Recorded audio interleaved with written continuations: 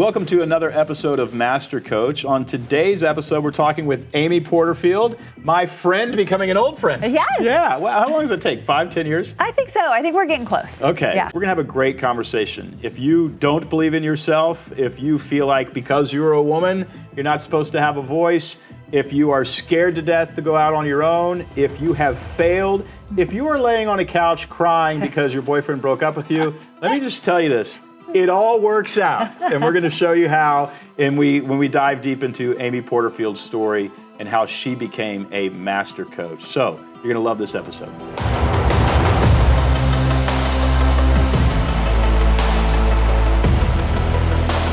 Welcome to another episode of Master Coach. This is the program where we talk to people who have succeeded massively in an area of life and then turned around and started a coaching business to teach other people to succeed. So it's double inspiration. Today's guest is Amy Porterfield. She is the author of the wonderful book, 2 Weeks Notice, which I have listened to 1.5 times now and absolutely loved it. And you have a fantastic life story that we're going to get into. But you've succeeded in life and in business, and then turned around and specifically chose the niche of helping people figure out how to create online courses, execute online courses, monetize that. You have personally made over $100 million doing this. Yes. How much revenue, I'm asking you to not be humble here, how much revenue do you think you've generated in the economy for other people as well? It's got to be. I would love to know that exact number, but it's a lot. I've seen so many great success stories coming out. And it's also really fun when someone has a $5,000 launch and it's more money they've ever made online. And then they have $1 million launch. And it's just really fun to see their journey through that whole thing. But it's a lot of money. All right.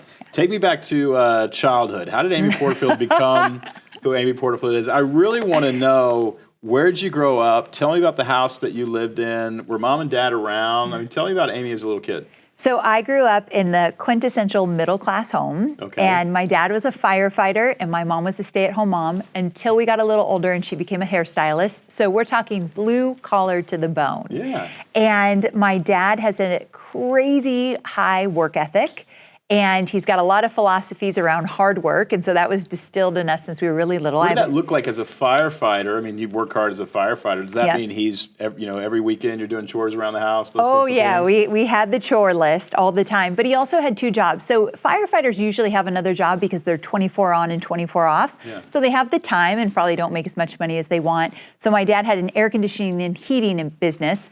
He owned the business? He did, and I never thought about him being a business owner, but he was a business owner. It just was always something extra that he did. And then he was a firefighter, and he, rose up the ranks and was a captain, so he was really proud of the job he had. But he was never home. So that's a little caveat we might come back to later. But he worked and worked and worked for our family. And we always were provided for, but nothing ever fancy. We didn't go on fancy vacations.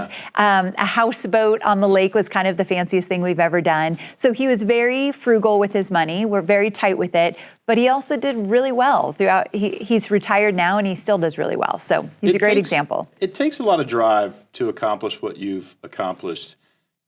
Did that drive come out of something in childhood? I mean, literally, like if when I think about the things that I've done, I would say early on, 80% of the motivation was to prove that I belonged on the other side of the tracks. Oh, yeah. And that's become 20% of the motivation now. But that was a driver. Was there anything in childhood that you would say, oh, I'm not going to be that guy. I'm going to do that. You know what I mean? Is there anything that you can attribute that to? I think it was twofold. Number one, I don't know what this is about, but I always felt that I was supposed to be a leader. Always. So I was in student body, treasurer on the student body team. So I'd like to have a position of leadership. I was cheer captain on the cheerleading squad. And I always wanted to be the leader in group projects. So I always had that, I want to lead. So that I think is part of my drive. But also, we're getting deep right away. Yeah. I always felt like I wasn't good enough for my dad. He was really strict, really high standards. It never felt good enough.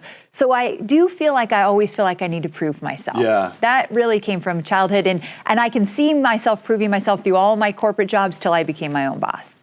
It's funny when people talk about wealth disparity and the unfairness, and we've got all sorts of injustices happening in the world. One of the things they never actually look at is the people who have a strategic advantage in creating money have daddy issues. I do. I didn't want to say it, but thank you. I've got daddy issues. Oh, me too. And it's part of my success. They're painful and they serve you well. They do. You actually get both. Yes. Now, you've helped a lot of women create businesses. You talk about this in your book. Yeah. You talk about, don't work for the man, go do your thing. Yes. And does that come also out of the home dynamic? In what way? Did you feel like your mom could have had a career that she didn't have because she sacrificed for you? I felt like she never had a voice, and she was pretty meek and mild, and she was there to support our family and to support my dad. And for some reason, that never really sat well with me. And so I definitely wanted to be different than her. She's still my best friend. She was a wonderful mother, but I always felt like there could be something else for you, and she never really went for it. And then also I had a lot of male bosses throughout my corporate career. I was in corporate till I was 30, and I started really young, like the day out of college. So I had a lot of corporate experience, always male bosses. And for some reason, I always felt like I needed a man to succeed, to either support me like my dad. It was what you saw, it was the model that you saw. All I knew, yep. My dad supported us, my mom didn't make the money, and then I got into corporate and I had all these male bosses, and I was really good at being like the yes girl. I wanted to impress my bosses. I mean, as you know, I ended up working for Tony Robbins, and I wanted to impress him. Yeah, so we're going to get there. I was constantly trying just to prove myself, and I've done a lot of therapy since then because it was an issue for a long time. Yeah. Yeah. How did you break out of that? I'm curious. What did you realize with the therapist that? I want to get back into college, but you went here. What did you realize with the therapist that sort of broke, or at least began to break that model a little bit for you? I realized that I never trusted myself. I always felt like I didn't have the answer, or I didn't know enough, or what if I crash and burn and can't get up? Those are my biggest fears. So we work through like worst case scenario. So what if you do crash and burn? And for the record, I have now, so I know what that feels like. What if you do crash and burn? And then she also worked with me on proving, like, show me proof that you've gotten up before when things were hard, or show me proof that you've done this on your own. And so we started to look for proof and started to dig into that. I also did EMDR through a therapist. I've done that. You have? You do the thing like this? Yes. Yeah. And so things that kind of traumatic things or things that keep you stuck and you're working through, that helped immensely. So I'm a big believer in therapy. Sounds like with the therapist, they sort of rewrote your identity. Absolutely. Yeah, yes. Which is huge. I think everything comes from identity. I do too. Yeah. Yes. Well, it's wonderful. Your parents must be incredibly proud of you. They are. And I like how even in the midst, listen, there's not been a set of parents on this planet who have not to some degree screwed up their kids. Totally. I always think like, how did I screw up my son? I think about it. I know. And you know what? I've noticed over the years that the people who are really, really strong and well-developed and don't get into trouble, I mean, at the highest level, they each have parents who at some point sat them down and apologized. Okay, I love Isn't that you said amazing? that. It is amazing. I love that you said that. My dad has not done that. However, I've done that. I got to tell you a quick story. So I went to On-Site, as you know what On-Site is. I'm a huge fan. It's what would you say? What would you say? I call it a therapeutic retreat center. It's a year's worth of therapy in a week. Yes, and I went for a week. And that's all I can say. There's more to it. It's incredible. So I was having a really hard time in 2021, and I went there. I was there for a week, and the biggest takeaway I came out of is I always wanted that validation from my dad, and I couldn't get it. I felt never like I was good enough, and I thought, I am not doing that to my son. So I called up my son, and I said, I love you just how you are. I don't care what grades you get. I don't care if you're a good boy or not. I don't care how you show up in this world. I just love you because you are you, and I want you to hear that. And he sent the nicest message back. I had to leave a message. And he said, this is what I needed to hear. And I so appreciate it. And I really take that all in. He's my stepson, but he's been with me since he was really little. Yeah. And it was my way of apologizing if I ever made you think anything different. Because I agreed, those apologies go a long way. They do. Yeah. And what you did, there's an ancient Jewish tradition that people associate with mental health. And it's called the blessing. It's when the parents actually sit the child down and say, I approve of you. Wow. I affirm you. That's powerful. What a great thing to borrow from the Jewish community. They've Absolutely. kind of succeeded in some ways, I think. That's brilliant. There's something there that I think is really important. All right, let's go back to college. What was your degree in? Communications. Okay, that's good. One person's using their degree. I am. And so Where'd you go to school? I went to UC Santa Barbara. Very fun. Right, it was so fun. Yeah, how'd you ever leave? I didn't for a while. I stayed in Santa Barbara and worked for a few years. It was wonderful, but I was a really serious student. I really, again, wanted good grades, wanted to be the leader. So I think I didn't have as much fun as I should have had. So now that I'm in my late 40s, I'm like, we're having fun, because I think I skipped some of that in school. I think that might be the healthy way to do it, actually, because when you're trying to have fun as a kid, you just get into trouble. I have more money now and I'm wiser, so the fun is different. Yeah, that's it. So you majored in communication. Were you also just given to leadership at UCSB? Yes. So I had a job where it was called the annual fund, where I had to call for dollars and get people to donate to our annual fund of alumni paying for different things for the students. So I got the job, and then soon I was running it. So that's just like my personality. And so I was running this annual fund, which is the best job I could have ever gotten, because I've been told no probably 30 times in a night. You got used to being rejected and keep very going. used to being rejected. So that Entrepreneur was training 101. It was. I had no idea, but it was. Okay, that's really, really great. You went straight into corporate. I'm wondering, that's not an entrepreneurial mindset. No. So you did corporate for a little while. Yes. My theory on college is it trains you to go into corporate much better than it trains you to be an entrepreneur. Absolutely. It prepares you to be a cog in a wheel in some big system. You went that direction. So now you got out of it eventually. But I never even thought about being an entrepreneur. Really? It never occurred to you? Entrepreneurship never occurred to me until my very last corporate job. How much did you pay for that education? I know, exactly. Isn't that wild? Never thought about being my own boss. Always thought about climbing that corporate ladder. Like I said, I was a really good yes girl. You tell me what to do, I'll do it, and do it as good as I can. And I love the accolades and the rewards that came with it and the bonuses. Like, I was really comfortable And there's an doing upside to that. I don't think either of us are poo-pooing on that. No. There's an upside. You get a lot of work-life balance out of that, and security and things like that. But it's just very different than who you've become. Very different. I don't even know that girl anymore. Really? Yes. It's that. Yeah, she's very that foreign to you. Very. Yes. Okay, so I want to know how you changed that identity. You went straight into corporate. What was the first job? The first job was nonprofit. This is really cool. I helped people with last dying wishes. So I know. Holy mackerel. What's the one for the kids? Make-A-Wish. Make-A-Wish. So this was for adults. It's called the Dream Foundation, and it was last dying wishes of adults. So I got to plan all their last dying wishes. It was pretty incredible, and I did it for many years. How many years? Yes, probably 3 years right out of college.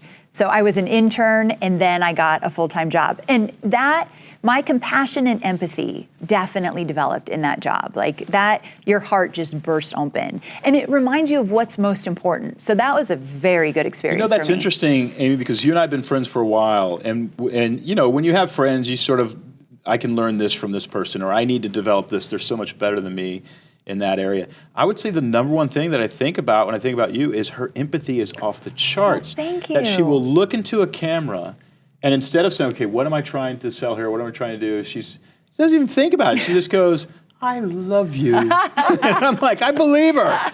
Good thing. Yes, I definitely, sometimes it doesn't serve me well, but a lot of times it does. You probably get some weird fan mail. Can you give us a story of somebody that you guys helped with their dying wish? Just maybe one? There was a man, and all he wanted was to go back to Camden, Maine, to be with his best friend that he's had his whole life, and he hadn't seen him for like 10 years. And he wanted his family and his best friend's family to meet in Camden, Maine, and just have a week together to do fun things and eat out and just be in community. That's all he wanted. Like some people want to go to amusement parks or do big cruises. This man just wanted to be with his best friend's family in his last months of life. These people actually have to be with hospice in order to get their wish granted. I thought that was the most beautiful thing, and we got to film him meeting him again and seeing him, and it was just gorgeous. Gosh. Yeah. I mean, that also, I'm sure, shaped a part of your identity. And I think it usually happens to people probably in my age, in their 50s and maybe 60s, where they start realizing this life is short. Yes. And it's a recalibration. And it's a lot of times it's midlife crisis, or your regrets come boiling to the surface. I wish I would have spent more time with my kids. That's always one of them. Did you get some of that early? I think so. I think, getting to see, you mean in that job, that nonprofit job? Absolutely. Just being that close to death, seeing honestly. how precious life is, and also watching what people choose to do in their last year was really eye-opening. A lot of them wanted just to be with family and friends, and it reminds you what really matters at the end of the day. In entrepreneurship, sometimes the silliest things bother me, and I'm just upset about this or that, and then I think, this does not matter. And I think it comes back from those days in nonprofit for sure. Gosh, I'm glad that in some ways I became a dad late, because the other day we're all sitting around in our house and I'm sitting in a chair in the living room. I'm watching my daughter. Yeah. She's wearing a tutu, she's wearing a headband, and she's wearing a pink cape that Howard Partridge gave her. And we are screaming to the soundtrack of Frozen. And I'm realizing, when you are 75 years old, you will give it all. You will give every dollar you've ever made, every bit of accolade, every New York Times bestselling book, if you could only go back to right here. Oh, dude, that could make me cry. You are absolutely right. And I just think I think you probably got a taste of that early on, which had to affect things. Did that affect any of the life is too short to work for people? Was that seed planted? I think it was not planted to work for then. people, to be a cog in a wheel. I think it was planted then. Like, how I spend my time became really important. The idea of freedom, work when I want, where I want, how I want, didn't come until I started to get deep into corporate. Nonprofit didn't feel like corporate to me, and I was very, very young at the time. But then when I got into corporate, I realized, I don't know if I want to spend every day like this on somebody else's time and somebody else's dime. First corporate job. It was publishing, it was a textbook publishing company, also in Santa Barbara.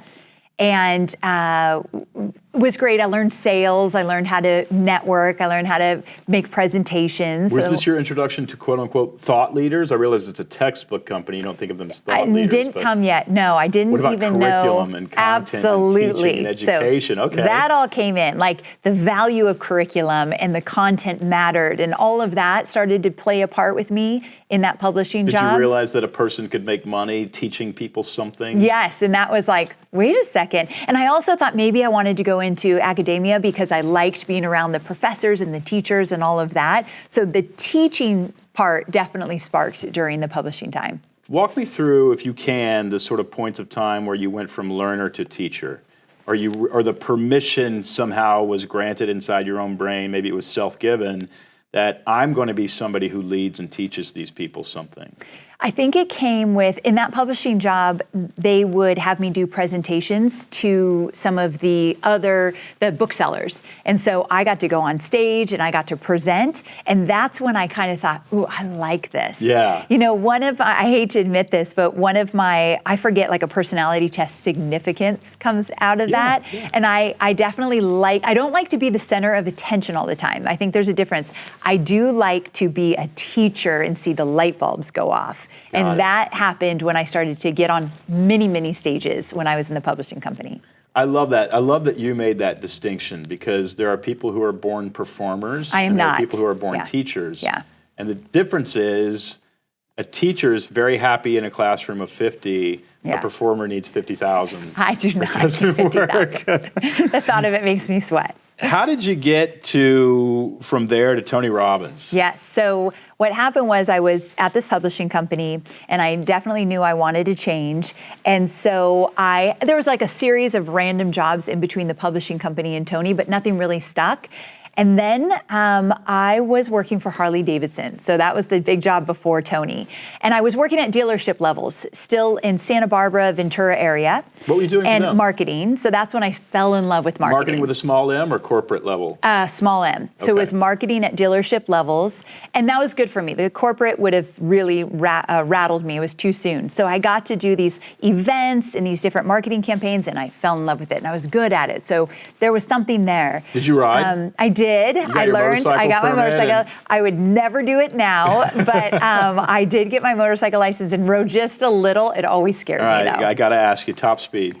Probably like 30 or something. Oh, gosh. I wasn't like on the highway. All right. So my dad was really big into Harleys. He was a huge influence to me, so I loved that. What I learned at my Harley job is how to build a tribe. camaraderie, community. Like these people tattoo the logo on their bodies. Like they are diehard. So I learned what it looked like to build a community and to build the stories around that community. I loved that part. So that was really amazing for me. But I knew I wanted something more. I didn't know what it was, but something was missing. And what happened was I had a boyfriend at the time and we broke up. And I was devastated. So every night I could not sleep and I'd go out to the couch and I'd turn on the TV. Yeah. And there's like a statistic that every single minute a Tony Robbins infomercial is playing. And I would say that was true because here comes his infomercials and I'm thinking, this guy's interesting. I could learn something. I was really, really down in the dumps. Yeah. So I went to the library. You were a sponge at that point. I was a sponge. I went to the library. Which, by the way, we have to stop. Life lesson, when you're at your darkest moment, is usually when you're open to the biggest changes. Yes, so let yourself just explore. That's so true. I took everything I could find in that moment. It's a huge benefit. Just telling you, stick with it. I like that. I like that lesson. So I went to the library, got his tapes. They were like cassette tapes at the time, and loved everything he shared. And so I thought, I want to work for this guy. And you just thought, I'm going to work for this guy. I did. I don't know why. I feel like if I love something enough, I need to be in it. Yeah. And so I applied for a job, and they offered me a job for $30,000. I remember it like it was yesterday. And at Harley Davidson, I was probably making $60,000. I mean, I wasn't making tons of money, but $30,000 is a lot less. And they said, but you get to be with Tony and you get to travel the world and you get to do this and that. And at the time I thought, no, I'm not going backwards. I do have this like rule that as much as I can, I'm always moving forward. That's a wonderful thing. Yeah, I thought, I know I'm better than that. And I worked hard to get to the place I'm at now, so I'm not going to go backwards. So I thanked them and I just said, this is not a good fit for me, but keep me in mind. Maybe like 3 months later, they offered me a manager position, twice the pay, and I got to run the department. And it was content development for Tony Robbins. So that meant I was working on content that he did on stage, like Unleash the Power Within, Date with Destiny, his big events, or in his digital products as well. And what the content would look like, not what he said, or a little bit of what he would track with, or the workbook for the thing, or what was it? Well, it's interesting. It's all what he said. So this is so behind the scenes interesting about Tony. He downloads everything. So this is how long ago, there was a phone that we'd come in the morning and we'd check to see if Tony had downloaded on this phone. It was recorded. Downloaded meaning like speak into? Yes, he'd call this phone number and he's like, I got a thought, da-da-da-da-da. Well, we knew almost every morning at 3 a.m. he probably called in or something. And he'd download this content, then we would kind of flesh it out and make sense of it, and it would find its way into different things. So almost every single thing I worked on, Tony had touched, which I thought was really interesting. And then we would develop it behind the scenes, but then we would use it in all different ways. So it was all his content, but yes, we'd put it in workbooks and digital courses and write his scripts and all of that. I want to ask you a couple questions about the time with Tony. This is obviously your introduction to a life of a thought leader. Yes, so this is where everything changed for me. Yeah. You saw somebody come up with ideas, stand on stage, and figure out how to change lives and also monetize that. Yep. As a leader, like how was he running an operation? How you see him on stage is exactly how he is behind the scene, meaning full of energy, intense. Always on, very intense. Yeah. I tease that I'm pretty sure I lost a few years of my life. And I Is it just because he runs so fast and so hard? Yeah, his mind is like never shutting off. He's like boom, boom, boom. And he feels compelled to change the world. Is he focused? Very, very focused, and very like when he has his mind on something, that's what we're working on. To me, that's unbelievable. I admire that. Me too. Because so much somebody whose mind works that fast but can say no to most of it in order to accomplish something is a gifted and disciplined person. I agree, and I think you can get there when you know what you were put on this earth to do. I think he's very fortunate that he knows he was put on this earth to change lives in the way he does. You know how a lot of people, maybe even me, sometimes like, what am I meant to be doing here, and what's my purpose? I think he's very clear on his purpose, and it shows in what he does. He's just incredible on stage. Oh. I mean, he's entertaining without. I don't think he has he's trying to be entertaining. No, but he just is because he's just got that. charismatic personality. Was that intimidating to you as you thought, I want to do this? And how am I going to, do I put a trampoline on stage? What am I doing here? He intimidated me. He reminded me, this is where it gets a little weird and a little personal. He reminded me very much of my father. So I think I was scared of Tony a lot of the times. Not his fault, it was my own demons. And I wanted to please him. I wanted to do a good job. So there was always that drive, probably more so than there needed to be. But he did intimidate me in the sense of when I went out on my own, I thought, I can't do that.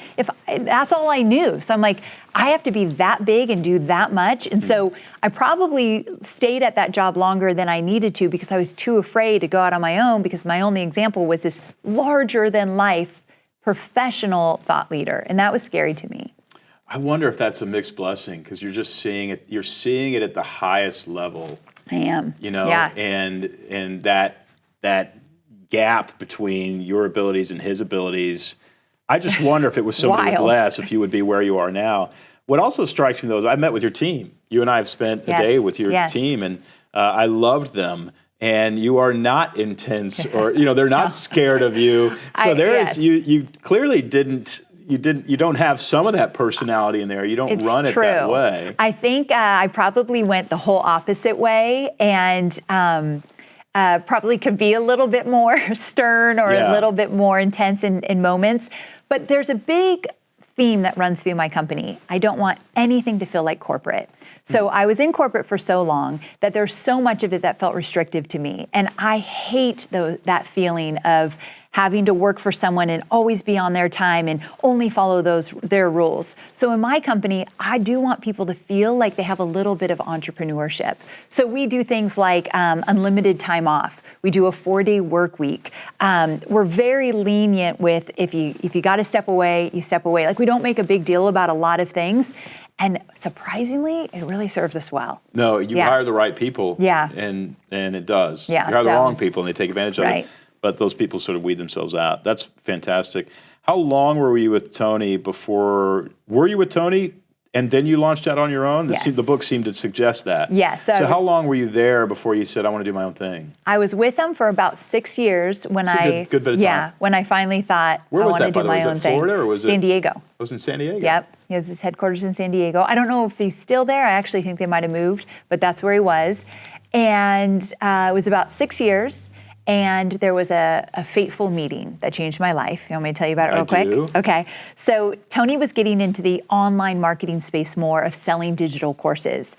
And so this is what he does really well. He finds people that are doing something really well and he figures out how they're doing it. And then he tends to do it better. And so he decided to bring in a bunch of internet marketers. Now, if you know this world, it's Frank Kern, Evan Pagan, Brendan Bouchard, Jeff Walker, those kind of guys, all men.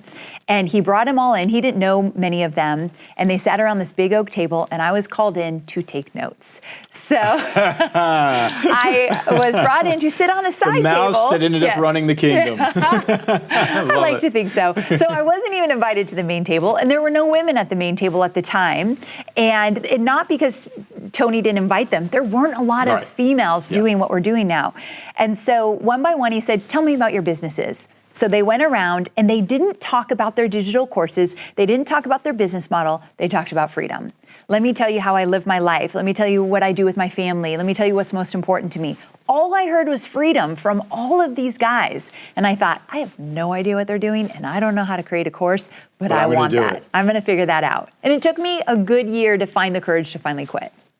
Oh, so from that meeting, I would say that's about a year. fast. Andy. Yeah, that is not slow. So that's pretty darn quick. I'm seeing this consistent theme of you go get what you want. Yes. And it doesn't. You probably think it takes you a long time. It actually doesn't. You have to think about it for a minute. I love that you said that. It felt like a year. Felt like 10 years at that point. Check the parachute a few times before you jump out of this airplane. It was very scary. Yes. Okay. How did that conversation go with Tony? So I was so nervous, and he was really good to me. Like he always allowed me to have my own ideas and contribute. And so I had a great relationship with him.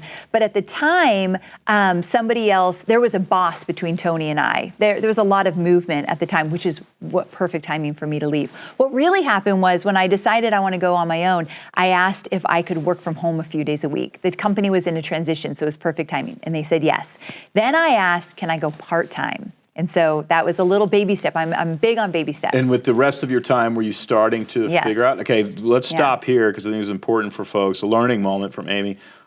What were you working on the side to create a foundation for building what you've done now? A lot of missteps. I started a blog that never really took off. I started to take some clients and to do their social media. That's how I started doing social media. You would show up and film them doing something? No, I would like look at their Facebook page and give them a report of what they could do better. Oh, okay. No, that's valuable. I charged $300. Yeah. This was my first offer. I would audit your Facebook page, charge $300 and give you a report. So that was one thing. And then I did have a few social media clients in San Diego where I would go. There's this guy that owned a restaurant. I'd go to his restaurant, film him, but I really kind of had no business doing what I was doing. I was very, very new, but these people had no clue what they were doing, so I knew just a little bit more. Yeah. So it was a little bit of fake it till you make it kind of situation for me. But you did start a blog, but were you thinking of yourself as a thought leader, as somebody? Oh, no. Not yet. Not yet. Just entrepreneur. Just entrepreneur. I just wanted to be my own boss. I wanted to call the shots. I knew that. I didn't know how I was going to do it, but I always had an interest in digital courses, so I thought eventually I'm going to figure out this digital course thing. But I took clients. I did social media coaching and consulting for a good 2 years before I finally started to go toward what I do now. And how much of that time were you still at Robbins? I was at Robbins for a good 6 months doing both. Oh, okay. Yeah, so not that long, and then I finally took the leap. How not married at the time? No, I was just about to get married. Okay. So I was engaged, and I think the wedding happened like months after I left. Was this Hobie, or was there a previous? Because No. I didn't know. No, just Hobie. Okay, so that's interesting too. You've got this guy that you're about to get married to, and how old were you then? I was 29. Okay, 29. Yeah. I was thinking you got married even later than that. Yeah, I got married at 31. I was 29 when I met him, and when all this started to kind of unfold. 30, I think, is around when I left, and then I got married at 31. Amy in college, not interested in getting married? You know, I always thought I was going to get married young, and I always thought something was wrong with me because my sister was married at 21, and here I am 31, still not married. But I chose really bad men before Hobie. I don't know. I'm no therapist. My guess is, and I really mean this, my guess is that you were too good for them until they grew up. I love you thinking that. I love that, for sure. But it's absolutely true. I mean, a woman who's got your story and your ambition and your drive and your, these days, guys figure that out right around, 52. Yeah, that makes sense, yes. So I doubt you dated bad guys. I think you dated guys who just needed to spend more time in the incubator. Maybe so. So terrific. So now we've got some ground support here. Hobie's somebody who supports your dreams. Any word on, for a woman who's that ambitious? Yeah. And you're not talking about level 10 ambition here. It's really healthy ambition. Yes. But a lot of men are intimidated by that. Or for some reason, they don't gel with that. They don't mix with that. The women watching, what sort of guy are they looking for? So Hobie had a really strong mom who called the shots and made most of the money, and he was really close to. So I think he valued strong women. He understood it. He understood it. Yeah, he got it. He wasn't intimidated. Yeah. And not even that could even be for nurturing. A second. Yeah. So he was I wrote in my book that he's my biggest cheerleader from day one. And I feel very fortunate because I work with a lot of women. Their husbands do not support them going out on their own. They do not want them to quit their job. Not because they don't love them or believe in them. They're just really scared about the insecurity of going out on your own in the beginning. Yeah. But I got lucky in that sense. Okay, that's terrific. Yeah, so that was easy. And that for had me. to have contributed. Absolutely. It's funny. Hobie will say, my husband's now a retired firefighter, so I make all the money in our family. But when you get really deep with him, he'll say, "Oh, I believe that I contributed to Amy's business. I believe I was part of that." Well, there's some truth to that. Right? I mean, my wife, I got married at 42, and my business exploded. I expected the opposite. Wow. No, when I got married, I buried my business. Wow. I was like, it's done. You cannot get on airplanes. And I didn't want to. It's like, I'm not going to do this to this woman. Yes. Business exploded. Because you go home and you get rest, you get nurturing, you get health, you get peace. You have a great support system. It makes a big deal. And you pay slightly less in taxes. So that's also that's always nice. Yeah, so, people always say, Dom, what's the key to a good marriage? And I say, marry Betsy. Mine's taken. Oh. You got to go find her. She's out there somewhere. I do love that woman. Yes, marry a Betsy. Marry a Betsy or a Hobie. Yeah. Okay, so now we're getting into social media. You are the woman to go to if you want to create a digital course. If you want to make passive revenue creating a digital course. You know so much more than that. But that you are that person. You own that. You're the coach of coaches in that area. How did it transition from social media to, I'm going to go into this niche on, did you want to teach people to create courses, or did you just want to create a course first? So I created a course about social media, and it did really well. My first one didn't. It was a huge bomb, but then I kind of figured it out. Walk me through that. Okay, the first one I made $267. And you spent $267,000? Yeah, exactly. Like I literally thought I'd make $100,000 in this launch. I had watched Tony launch courses. When I got out of my corporate, I took a few consulting clients that were creating courses, so I got to see behind the scenes of that. I thought, this is it. I'm going to do this. $267. I cried for a week. How formative was that failure? Huge. That one could have sent me back to corporate very easily. I was this close. I believed that I wasn't cut out to be an entrepreneur. Did you also struggle with a little bit of like, I'm wrong about myself? Oh, absolutely. I'm wrong about... It was a delusional fantasy? Yeah, this is insane. And I also thought, who am I to be doing this? Like, Tony Robbins was my example. And I thought, I can't do what he's doing. I've been hiding behind a computer forever. Oh, this is insane. And so then I try it and it didn't work. And I'm like, there's proof. This is not going to work. But there was just this little voice that was like, you got to give this another shot. Like, I didn't want to go back to my job, very much so. So I tried it again. How much of that voice was saying, no, you're wrong about yourself. I know you're wrong. I think or just like, I think you can be free, or, I think a lot of it was like, you took the biggest step ever, which was to leave in the first place. Like, you've got to stick with this. There's always been a little voice in my head that thinks I'm destined for greatness. Yeah. There's just this little voice. I don't know if it's God or what it is, but I've always felt like I was destined for greatness. And that's embarrassing to say. It sounds a little egotistical. It's just very much true for me. Yeah. And believe me, there's a bigger voice that says you're an imposter and don't know what you're doing. So it battles it out. But that little voice always keeps me in the game. I've reconciled that voice. And honestly, when I work with thought leaders, I will often ask them, hey, early on when you were young, did you sense that you were going to be somebody very important?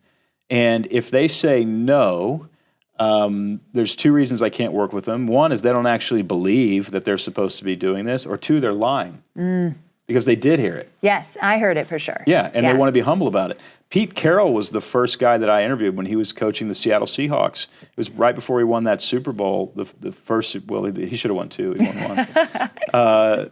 But I asked him, I said, did you know when you were young that you were going to be very important? You were an important person. He said, absolutely.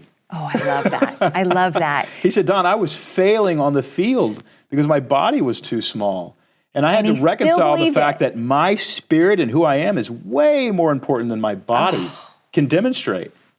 And he's gone on to change the world. And he's, by the way, he's one of the most humble, generous people I've ever met. So I think there's an important part to owning it. There is, for sure. Yeah. And then I've even said, well, what if it's narcissism? I said, well, God, please use my narcissism because it ain't going away. I love that, yes. If we can use narcissism to feed a bunch of hungry kids, I'd say let's do it. Let's go. Let's go. Anyway, I love that you understood that. Yeah. What was your first course in social media? Yeah, how to create your own? It was really the failed course was this is hilarious, how to launch a book using social media. I had never launched a book before. So one of the lessons I teach my students now is before we create our course, we're going to make sure we have results in that area and that we can then teach other people how to do it. So A lot of my mistakes have allowed me to be a really great teacher because I've learned all the mistakes along the way. Yeah. So I can help my students not. But that's what it was. And then the second course made $10,000, and it was basically how to put together a social media plan. I knew that. Okay. I could do that. And so that was $10,000. And then the next one was on Facebook advertising, and that's when I kind of hit it. What did that do? That did, the first time out was like $156,000, but the last time I launched it, about 18 months after that, did $950,000. So I had found my groove and my voice. Were you using Jeff Walker's product launch formula? I wasn't. Or was it proof before that? I've always done webinars. Oh, okay. I've always done webinars to sell my courses where he does the 3-part video series. Yeah. I have been terrified. I was terrified of video from the minute I started my business. Really? Yes. I've always struggled with my weight, up and down. So I was self-conscious in front of the camera. And I just felt like, I don't want anyone to see me. And so I didn't use video for a long time. My webinars in the beginning never got on video. Like a keynote with a voice over the top? And the only thing that saved me is this 15 years ago. Video wasn't very popular on those platforms back then. So it wasn't my fault. It just didn't have the capability. Then it started to come out and I thought, I got to figure this out. So video has always been my struggle. Not anymore, but for many, many years. Yeah. And how did you get over that? Because I have a competitive spirit, and I realized if I'm not showing up, someone else would gladly swoop in and take my audience and love to teach them. I have to show up. Yeah. And I believe in what I do so much, and I know that creating courses could change lives, that I thought, get over yourself. Let's go. And I learned to love what it takes to get what I want. This is a big theme. This is a big theme through my life and something I've really realized over the last few years. Learn to love what it takes to get what you want.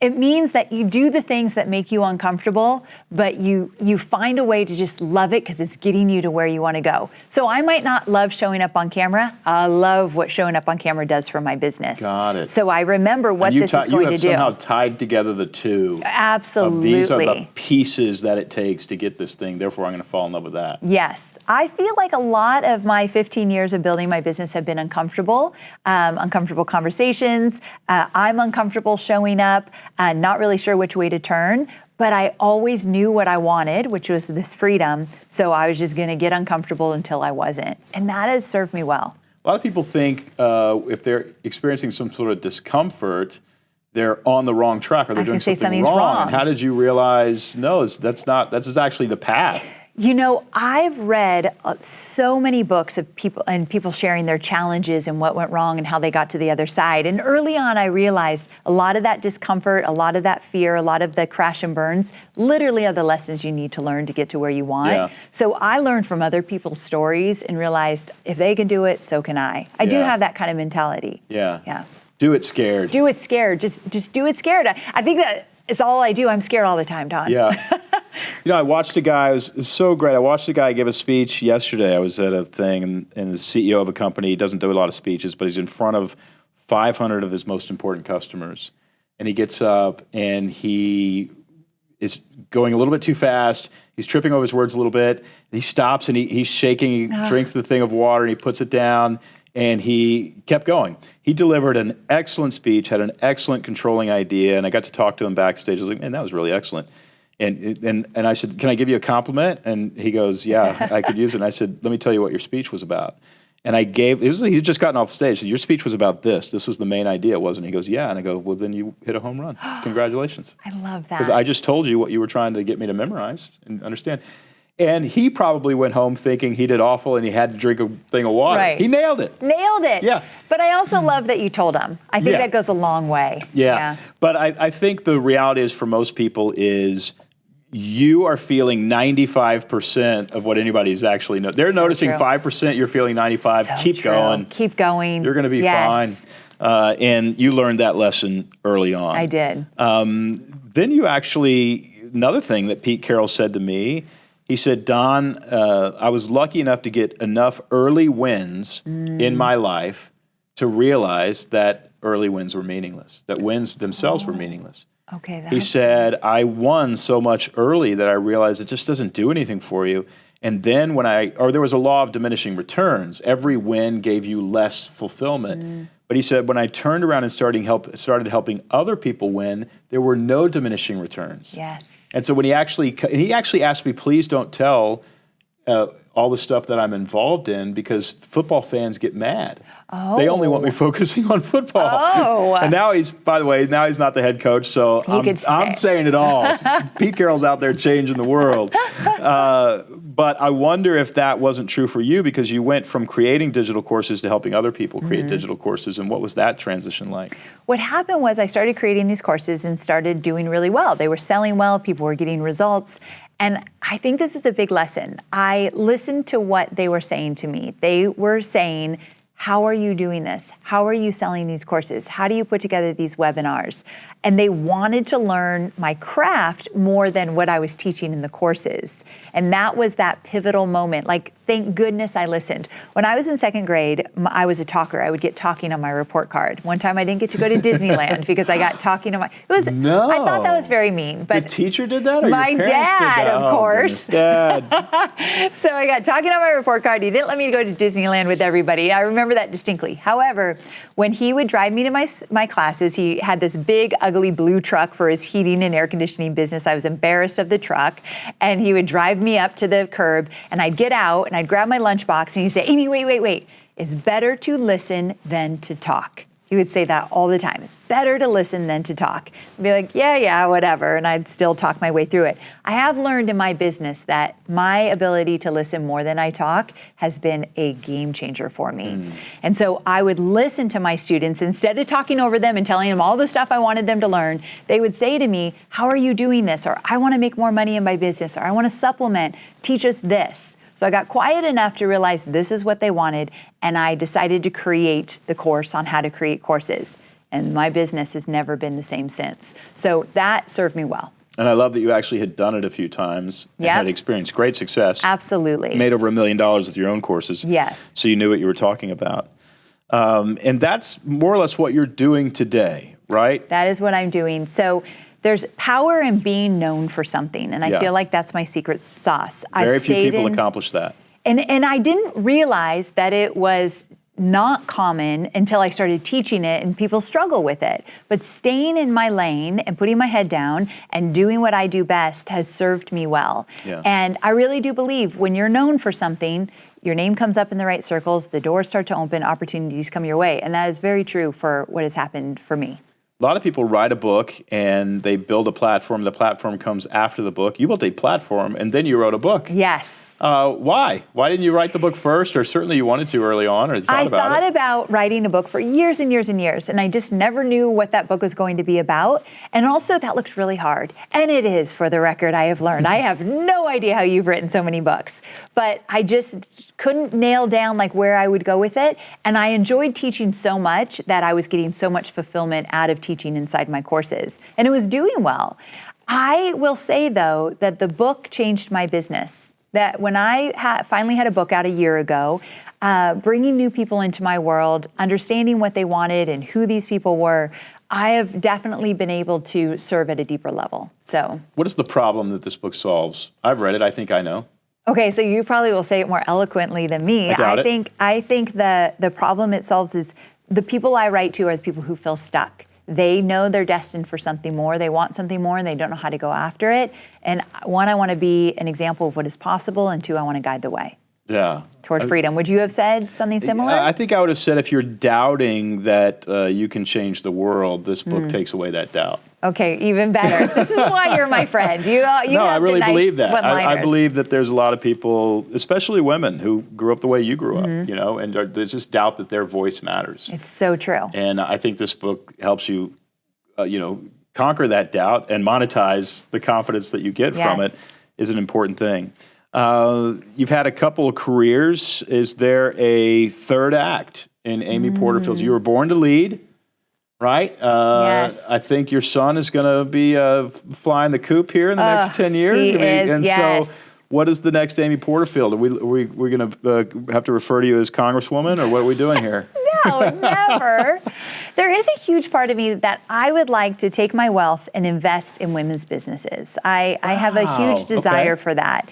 And little private equity play here, where you could get some people fund going. Yes, that is exactly what I want to do. You'd have $100 million in that fund very quickly. I love that. I love that you say that. I've been talking to some of my friends about it and what we could do.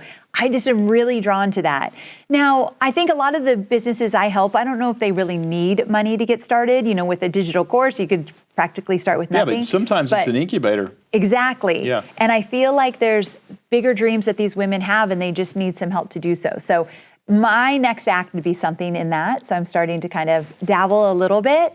But I've struggled with doubting myself for so long. And I feel like I'm coming out of the other side, but it's taken me a long time. And I'm 47 years old, and I'd like to help women who are in their 20s and 30s not have to be 47 years old to kind of find themselves and find their voice. Yeah. So my work is to get to them earlier so that they can do bigger things than me. I love it. Amy, where can people find out more about you? The book is 2 weeks notice, but where can they get on your mailing list and follow you on Instagram? Music to my ears. I have a podcast called Online Marketing Made Easy, and that's where I teach all the secrets of growing an email list and doing webinars and selling courses and entrepreneurial mindset. And then I'm just at Amy Porterfield everywhere on social and amyporterfield.com. Thanks for asking. Thank you for your friendship. It's been wonderful. I think if you're looking for inspiration, if you have wisdom that you know is valuable, Amy is living proof that you can sell it on the open market and change a lot of lives. Thank you, So Fred. thanks for coming in and inspiring us. And congratulations on being a Coach Builder Master Coach. Thank you. It feels good. Conversation with Amy Porterfield today was fantastic. So grateful. Here's what I got from the interview. I'm curious if you'd leave in the comments what you got from it. Get what you want. She always just went for it. She got what she wanted. She didn't settle for less. She always pursued what she wanted. I think there's a lot of confidence and a feeling in there. That goes into the second thing that I think I learned from Amy today. That's own your calling. If you feel like you are supposed to have an influence, if you feel like you are supposed to affect the lives of many people, if you feel like you're supposed to lead, own it. Just own it. And if you're wrong, who cares? Lead people to a good place. You can make that true. She also had some integrity in the sense that she started getting results before she coached other people. She realized that she needs to get results in something before turning around and helping somebody else. There's a lot of patience involved in that, but a lot of integrity involved in that too. And then one of the biggest things, I don't know if you noticed, but she fell in love with what it takes rather than results. She fell in love with push-ups and running in order to get healthy. I say that metaphorically. She fell in love with the idea of standing in front of a camera and doing the uncomfortable thing because she knew that would be what it took to get what she wants. And if she did that uncomfortable thing, falling in love with the hard thing that you got to do and the hard things that you have to do in order to get what you want is the key to getting what you want. Everything else is just kind of wishful thinking. Fantastic interview from Amy Porterfield, not surprising at all. Love her. She's inspiring because she succeeded in two areas. She succeeded in starting digital courses, and then she succeeded even larger in helping other people. Listen, if you want to be a coach, my new book, Coach Builder, is out. I only say this because the book just came out, and you can now get it. If you are insecure about where you're going to get your next client, whether or not you can make money coaching, I think this is one of the only books on the market that has a step-by-step plan to build a coaching business. You can grab that book on Amazon. We also have a Coach Builder community. If you like the book and you say, hey, I want to be in a small group, I want to talk to other coaches, I want a plug-and-play CRM with hundreds of emails that Donald Miller wrote that will grow my coaching business, join us at coachbuilder.com. Until then, grab the book. Thanks as always for listening to this episode of Master Coach. I can't wait to talk to you again. Here's to growing a successful coaching business.